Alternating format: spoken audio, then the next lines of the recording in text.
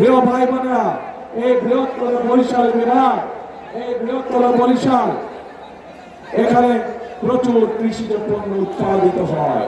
প্রচুর মাছ মৎস্য চাষী আছেন যারা মৎস্য জীবিকা নির্বাহ করে চলে।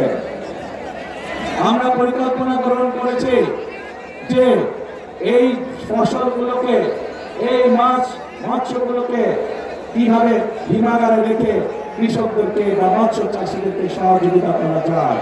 কাজে আমাদের পরিকল্পনার মধ্যে রয়েছে এই এলাকায় বিভিন্ন জায়গায়, সামগ্রিকভাবে এলাকার বিভিন্ন জায়গায় যেখানে যেখানে প্রয়োজন কৃষকদের সহযোগিতার জন্য আমরা হিমাগার ইনশাআল্লাহ তৈরি করব। যে হিমাগারের পণ্য রাখার মাধ্যমে কৃষকরা ন্যায্য মূল্যে তাদের পণ্য দাম পেতে পারে।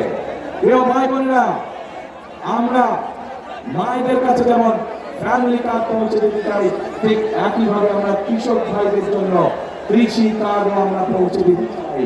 যে কৃষি কার্ডের মাধ্যমে আমরা কৃষক ভাইদেরকে প্রতি সিজনে আমরা বীজ, যার যেই পরিমাণ জমি সেই অনুযায়ী, যার যেই ফসল চাষ, আমরা তাকে সেই ফসলের সমপরিমাণ যে পরিমাণ প্রয়োজন সেই বীজ, সার এবং কীটনাশক ওষুধ কৃষকের হাতে পৌঁছে দিতে চাই সেই কৃষক কার্ডের মাধ্যমে।